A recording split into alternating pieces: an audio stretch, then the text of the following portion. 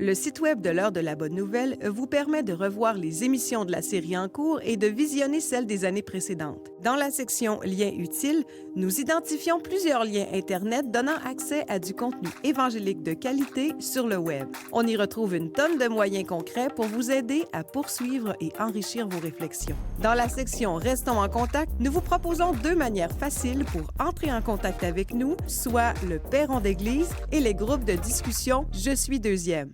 J'aimerais ça revenir sur l'idée d'être pauvre spirituellement. Parce que la Bible dit qu'on peut être pauvre spirituellement si on ne le connaît pas, si on ne connaît pas Dieu. Puis dans le monde, on peut être riche.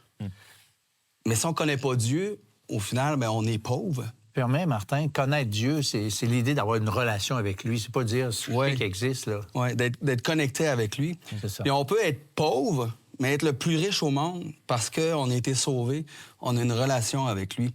Puis moi, c'est un verset qui me vient toujours en tête quand on parle de pauvreté spirituelle, qui est Matthieu 5, verset 3, qui nous dit « Heureux les pauvres en esprit, car le royaume des cieux est à eux. » Donc, heureux les pauvres. Bien, heureux, ceux qui sont pauvres, c'est ceux qui reconnaissent leurs besoins spirituels de Dieu, ceux qui reconnaissent qu'en eux-mêmes, ils sont incapables. Donc, je suis pauvre spirituellement, j'ai besoin de toi et je me tourne vers le Seigneur Jésus-Christ qui a accompli à la croix l'œuvre et je deviens son enfant.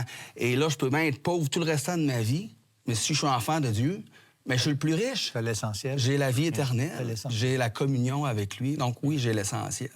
Je pense qu'il y a un mouvement intéressant aussi dans l'Écriture. Il se parle « Jésus-Christ s'est fait pauvre de riche qu'il était ». Tu sais, Dieu a tant aimé le monde qu'il a donné.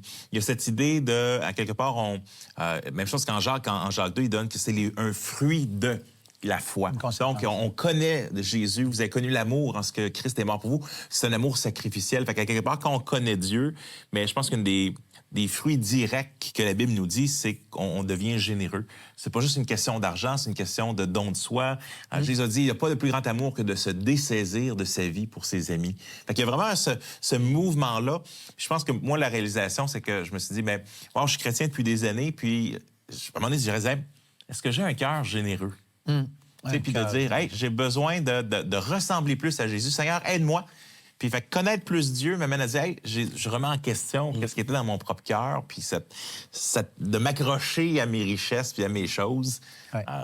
Je connais quelqu'un qui s'est fait vérifier par l'impôt parce qu'il y avait trop de dons. Puis on a demandé, le gouvernement fédéral a demandé les détails de ces dons parce qu'il trouvait que les montants étaient trop exagérés. Personne ne donnait trop. Oui, c'est ça.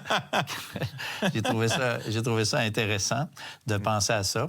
Alors, c'est ça, le don, c'est Dieu qui commence par donner.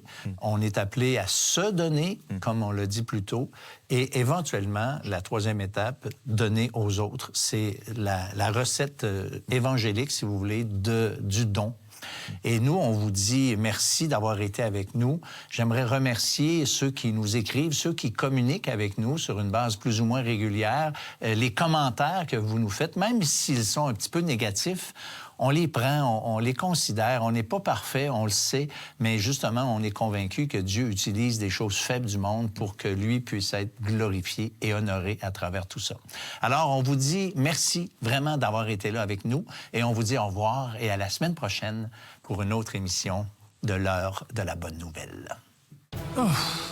Le travail, hein? On s'en sort pas. En fait, le travail, c'est une lutte constante qui commence quand on est au secondaire. Tu veux être quoi? Mais il y a quand même quelque chose qui revient par rapport au travail de nos jours, c'est qui est associé à notre identité. Je fais un travail, donc je suis ce travail-là. Et lorsqu'on regarde le discours biblique, l'histoire biblique, on réalise pourquoi le travail est pénible et en même temps, pourquoi l'être humain a comme besoin de travailler.